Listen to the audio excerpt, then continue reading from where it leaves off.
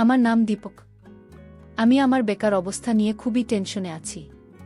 জায়গায় জায়গায় চাকরি খুঁজতে খুঁজতে ক্লান্ত হয়ে পড়েছি। আজকে এক জায়গায় আমার ইন্টারভিউ ছিল, কিন্তু সেখানেও চাকরি পেলাম না। প্রচণ্ড গরমে কপালের ঘাম মুছলেন আর গভীর নিঃশ্বাস নিয়ে ভাবলাম, আজকে যে সূর্যের চারিদিকে আগুন লাগিয়ে দিয়েছে, মনে হচ্ছে সূর্যদেব আমার পরীক্ষা করছেন। আগে থেকেই চাকরির টেনশনে ছিলাম, আর আজকে এত গরম মাথা খারাপ করে দিল। আমি আমার হাতে ধরা ফাইল মাথার উপরে নিয়ে নিজেকে সূর্যের হাত থেকে বাঁচানোর চেষ্টা করলাম। রাস্তার পাশ দিয়ে বড় বড় পায়ে হেঁটে যাচ্ছিলাম। তখনই হঠাৎ একটা গাছ দেখতে পেয়ে সেই গাছের নিচে এসে দাঁড়ালাম। গাছের ছায়ে দাঁড়িয়ে কিছুটা শান্তি অনুভব হলো। ব্যাগ থেকে জলের বোতল বের করে জল খাওয়ার জন্য যখনই বোতল মুখে লাগলাম, তখন দেখলাম জলও শেষ হয়ে গেছে। তৃষ্ণার কারণে আমার অবস্থা খারাপ।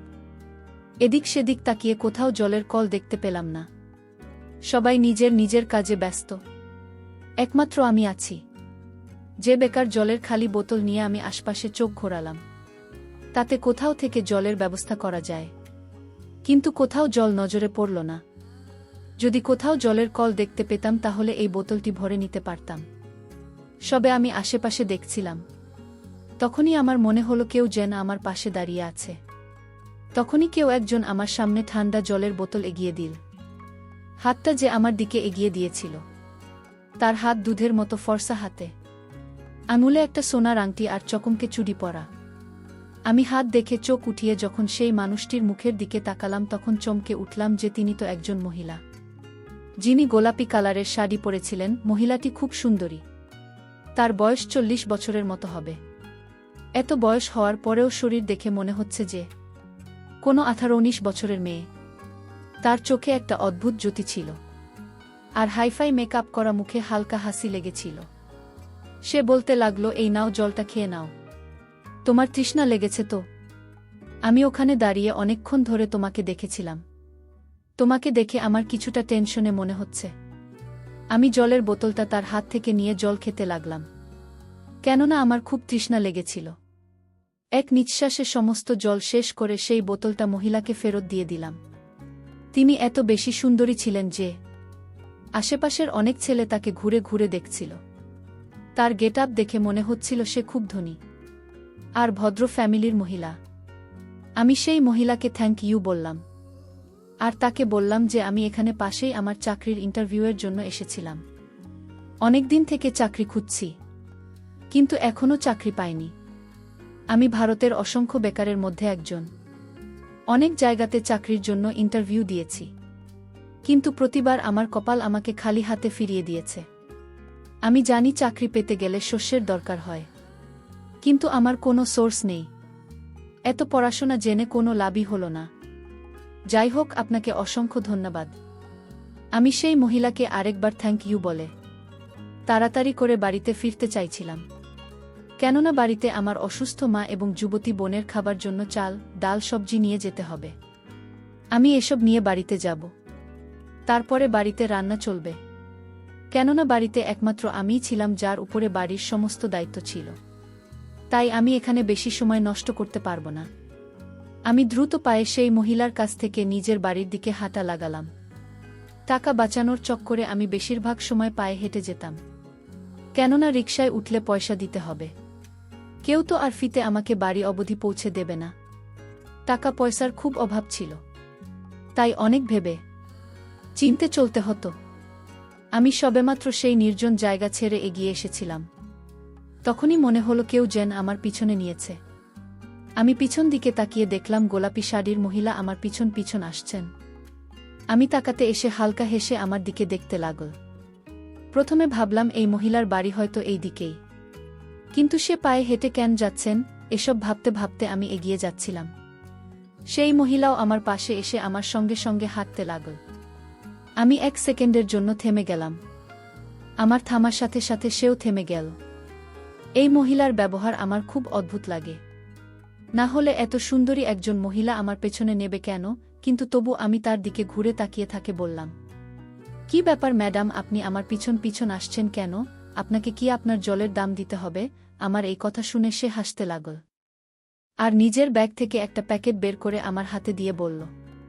প্যাকেটটা দেখে শক হয়ে গেলাম যে এর মধ্যে কি আছে, আর এই অপরিচিত মহিলা কেনই বা আমাকে যেটা দিচ্ছেন। প্যাকেটটা খুলে দেখি আমি হঠাৎ ঝটকা অনুভব করলাম। আমার হাত কাঁপতে লাগল। এর ভিতরে তো অনেক টাকা, যেটা আমি গুনতেও পারছি না, কিন্তু আনুমানিক ৫৭ লাখ টাকার কম না। এদিকে আমার পকেটে শুধু ৫ টাকার মতো পড়ে আছে। মহিলাটি বললেন, এখানে ৫ লাখ আছে, আমি এই টাকাটা তোমাকে দিয়ে দেব। এটা তোমার হতে পারে। তুমি কি এই ৫ লাখ টাকার মালিক হতে চাও? মহিলাটির কথা শুনে আমি অবাক হয়ে গেলাম। তিনি আমাকে কোনো কাজের জন্য এত টাকা দিচ্ছেন। আমি জিজ্ঞেস করলাম, আপনি এত টাকা আমাকে কেন দিতে চান? আমি তো আপনাকে চিনিই না। আমি আপনার কোনো কাজ করেছি? তাহলে আপনি কেন এত টাকা আমাকে দিতে চাইছেন ম্যাডাম? আপনি কি আমাকে বোকা বানাচ্ছেন? সেই মহিলা আমার দিকে তাকিয়ে বললেন, তোমাকে একটা কথা বলতে চাই, কিন্তু এখানে নাচলো সামনে কোথাও বসে ধীরে সুস্থে কথাবার্তা বলি। সেই মহিলাটা আমার আগে আগে চলছিল, আর আমি তার পিছনে পিছনে। আমার মন যেন খুশির ডানা মেলেছিল। আমি তো ৫ লাখ টাকার জন্য সব কিছু করতে রাজি। এই ৫ লাখ টাকা আমার মতো গরিবের জন্য কম টাকা নয়। ৫ লাখ টাকা পেলে আমি তো নিজে কোনো ব্যবসা করতে পারব। কিন্তু আমার মনে অনেক প্রশ্ন উকি মারছিল। ওই মহিলা হাঁটতে হাঁটতে আমাকে একটা রেস্টুরেন্টে নিয়ে গেল। রেস্টুরেন্টের ভেতরে আসার পরে আমরা দুজন এক কোণে বসলাম। তিনি ওয়েটারকে বলে কফির অর্ডার দিলেন। কিছু সময় পরেই তার ফোনে কারো ফোন এল, আর সে কথা বলার জন্য চলে গেল। সেই সময় আমি আশেপাশে তাকিয়ে রেস্টুরেন্টে ভালোভাবে দেখছিলাম। এটা অনেক বড় রেস্টুরেন্ট, আর এখানে ধনী লোকেরাই আসে। আমি তো কখনো এর পাশ দিয়ে যাইনি, কেননা আমার এত ক্ষমতা নেই। কিছু সময় পরে সেই মহিলা এসে চেয়ারে বসে পড়ল। ওয়েটার কফি নিয়ে এসেছিল। তিনি আমাকে বললেন, কফি খেতে খেতে কথা বলি। আমার মনে বারবার এই প্রশ্ন জেগে উঠছিল না, জানিয়ে মহিলা আমাকে কি কথা বলবেন। সে আমাকে দিয়ে কোনো উল্টোপাল্টা কাজ করবেন না তো, যেটা আমি করতে পারবো না। আমি একজন সৎ ছেলে, সারা জীবন আমি সব ভাবে থেকেছি। আমি কখনো কোনো অন্যায় কাজের কাছেও যাইনি। কফি খেতে খেতে সে আমাকে যে কাজের কথা বলল, সেটা শুনে তো আমার হুঁশ উড়ে গেল। কেননা তিনি বলতে লাগলেন, তোমাকে এক রাত আমার মেয়ের রুমে থাকতে হবে। আমার মেয়ে ছেলেদের প্রতি খুব, তোমাদের মতো ছেলের জন্য সে পাগল হয়ে থাকে। আগামীকাল আমার মেয়ের জন্মদিন, তাই আমি ওকে তোমার মতো যুবক আর স্মার্ট ছেলেকে ওকে গিফট করতে চাই। ওই মহিলা এত বেশি পাগলের মতো কথা বলছিল যে আমি তার কথা শুনে হতবাক হয়ে গেলাম। আমি তো কখনো স্বপ্নেও ভাবতে পারিনি যে এরকম একজন সুন্দরী মহিলা লিমিট ক্রস করে দেওয়ার মতো কথা বলতে পারে। এ কেমন মা যে নিজের মেয়ের জন্য কোনো যুবক ছেলের বন্দোবস্ত করছে। লজ্জা আমি নিজের গান বন্ধ করে নিতে চাইছিলাম। আমি বললাম, ক্ষমা করবেন ম্যাডাম, আমি গরিব, কিন্তু এরকম করতে রাজি নই। এই কথাটা বলে আমি সেখান থেকে উঠে যেতে লাগলাম। তখনই সে আবার সেই প্যাকেট বের করল, যেটাতে আরও ৫ লাখ টাকা বেশি ছিল। এখন আমাকে ১০ লাখ টাকা বের করে দেখালেন। সেটা আমার সামনে রেখে ফাঁকা করে সেই টাকাটা আমাকে দেখানোর চেষ্টা করতে লাগল। তার এই কাজ আমাকে আবার সেখানে বসে পড়তে বাধ্য করে দিল।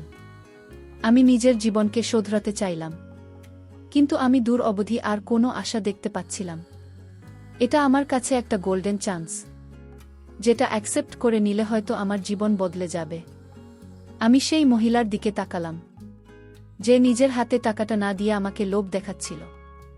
আর বল, ভেবে নাও, এটাতে তোমার লাভ মাত্র এক রাতের ব্যাপার, আর এই এক রাতে তোমার কপাল বদলে যেতে পারে। আমার তোমাকে অভাবে মনে হলো, সেই কারণে ভাবলাম তোমার সাহায্য করি। না হলে আমার মেয়ের জন্য ছেলেদের কোনো অভাব হবে না। শুধু এক রাতে এত টাকা পাচ্ছ, তাহলে তোমার অসুবিধা কোথায়? নাকি তুমি এতটা সামর্থ্য নেই যে তুমি পারবে না তার সাথে? এই কথা বলে সে চুপ করে হাসতে লাগল। আমি এদিকে খুব লজ্জায় পড়ে গেলাম। আমি ভাবছি আমি কি করব, এই মহিলার কথা কি মেনে নেব, নাকি এই মহিলাকে না করে দিয়ে বাড়ি চলে যাব। কিন্তু বাড়িতে তো খুব অভাব, মা ও অসুস্থ, আমার মাথায় কিছু আসছিল না যে আমি কি করব। বোনও আছে যাকে বিয়ে দিতে হবে। আমি ছাড়া বোন আর মায়ের কেউ নেই, আমাদের তেমন কিছুই নেই।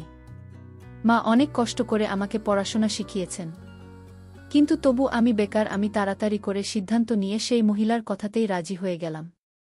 সে হাসতে হাসতে বলল, আমি তোমার কাছ থেকে এটাই আশা করছিলাম। এতে তোমারই লাভ। এরপরে সে আমাকে ওই 10 লাখের মধ্যে থেকে 5 লাখ দিয়ে বলল, এটা তোমার অ্যাডভান্স, যাও, বাকি টাকা হওয়ার পরেই পেয়ে যাবে। আমিও ওই 5 লাখ নিয়ে নিজের বাড়ির দিকে চলে এলাম। সেই মহিলা আমাকে নিজের মোবাইল নাম্বার আর বাড়ির অ্যাড্রেস দিয়ে দিন, আর বলে দিয়েছিল যে আমাকে কোনো সময় তার বাড়িতে যেতে হবে। আমি সেখান থেকে ফেরার পথে বাজারে গেলাম, কেননা আমার ফিরতে অনেক দেরি হয়ে গেছে।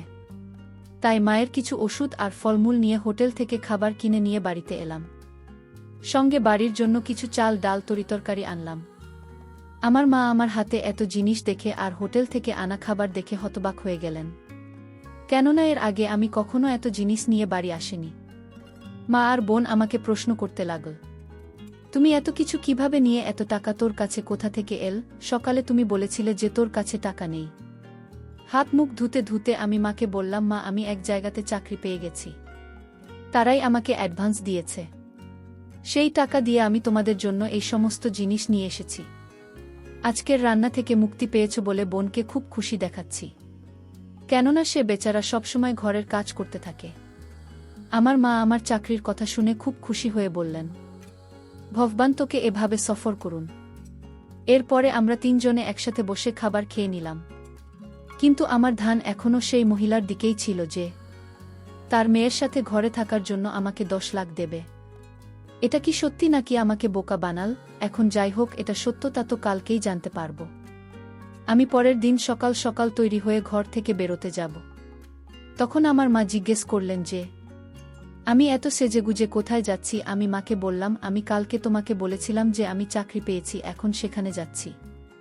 তুমি ভগবানের কাছে প্রার্থনা করো যাতে তোমার ছেলে সফল হতে পারে। যদি তোমার ছেলের সফল হতে পারে তাহলে আমাদের সকলের ভাগ্য বদলে যাবে। আমার মা এই কথা শুনে খুশি হয়ে গেল। আমি বাড়ি থেকে বেরিয়ে একটা অটো রিক্সা ধরে সেই মহিলার বলা ঠিকানায় গেলাম। সেই মহিলার বাড়িতে পৌঁছে বাড়ি থেকে তো আমি হতভম্ব হয়ে গেলাম।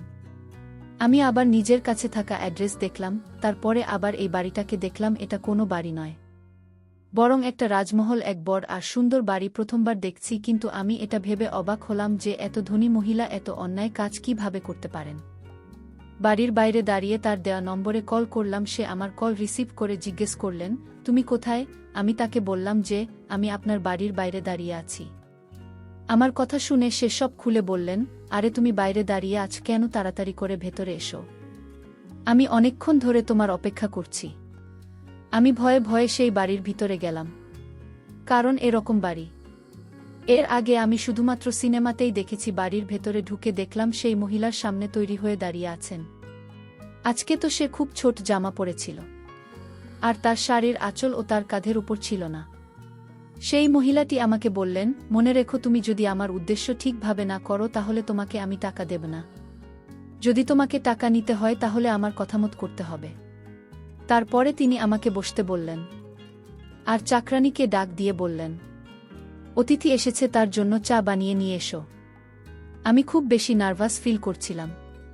তখন ওই মহিলাটি বলতে লাগলেন, তোমাকে যে কাজের জন্য এখানে ডাকা হয়েছে সেটা রাতে শুরু হবে, ততক্ষণ এখানে বসে টিভি দেখে টাইম পাস করো। আমি টিভি এবং মোবাইল দেখে সারাদিন পার করে দিলাম। এখানে আমাকে কিছু সময় পরপর কিছু না কিছু খেতে দেওয়া হচ্ছিল। রাত হলে সেই মহিলাটি আমার কাছে এসে বলতে লাগলেন, তোমার অপেক্ষা শেষ হয়েছে, এখন তোমাকে আমার মেয়ের ঘরে যেতে হবে, সে তোমার জন্য অপেক্ষা করছে। আমার হৃদয়ের গতি বেড়ে গেল, কারণ আমি তো একটা যুবক ছেলে, আর আমি ফিলিংস এর উপরে কতক্ষণ কন্ট্রোল করতে পারি। আমি মনে মনে ভাবছি, যতটা সুন্দরী এই মহিলা, এর মেয়ে ও নিশ্চয়ই ততটাই সুন্দরী হবে। আর যেখানে মা নিজেই নিজের মেয়ের ঘরে আমাকে পাঠাচ্ছেন, সেখানে আমি কেন এই সবের জন্য নিষেধ করব? আমি সেখান থেকে সিঁড়ি দিয়ে উঠতে উঠতেই মহিলার মেয়ের ঘরের বাইরে এসে পড়লাম। ওর মা নিজের ঘর খুলে দিল। আমার হৃদয় খুব জোরে জোরে ধুকপুক করছিল, আর আমি ঘরের ভিতরে পা রাখলেই যে দৃশ্য আমার সামনে ভেসে উঠল তা তো আমার পায়ের তলা থেকে মাটি সরিয়ে দিচ্ছিল। ঘরটা এমনভাবে সাজানো হয়েছিল যে আজকে আমার বাসার রাত। একটা ভীষণ সুন্দরী মেয়ে বিছানায় শুয়েছিল, এত বেশি সুন্দরী মেয়ে আমি এর আগে কখনো দেখিনি। কিন্তু একটা অদ্ভুত ব্যাপার হলো যে মেয়েটা হয়তো ঘুমিয়েছিল, অথবা বেহুশ হয়েছিল। আমি তাকে শুয়ে থাকতে দেখে তার মাকে প্রশ্ন করলাম যে, আপনার মেয়ে শুয়ে আছে কেন? তখন মহিলা আস্তে আস্তে বলতে লাগলেন যে অজ্ঞান হয়ে আছে, আর আমি নিজেই অজ্ঞান করে দিয়েছি। তোমাকে যেটা বলেছি তুমি শুধু সেটাই করো, আর সম্পূর্ণ হয়ে গেলে তুমি তোমার বাকি টাকা নিয়ে চলে যেও। আর বাইরে থেকে দরজা বন্ধ করে দিলেন। আমি আস্তে আস্তে হাঁটতে হাঁটতে ওই মেয়েটার পাশে গিয়ে দাঁড়ালাম। মেয়েটি এত বেশি সুন্দরী ছিল যে তার মুখের উপর থেকে আমার চোখ সরছিল না। আমি তাকে দেখতে থাকলাম। তারপরে উদ্দেশ্যের জন্য আমাকে টাকা দেওয়া হতো। আমি সেই উদ্দেশ্য দিকে ধ্যান দিলাম। এই ঘরে আমার প্রায় 2 ঘন্টা কেটে গেছে, আর এই মেয়েটা আমার হৃদয় চুরি করে নিয়েছে। আমি ঘরের জানলা দিয়ে বাইরে তাকিয়ে দেখলাম মেয়েটার মা না জানি কোনো চিন্তার হাঁটাহাঁটি করছিলেন। হয়তো তিনি আমার অপেক্ষা করছিলেন। ই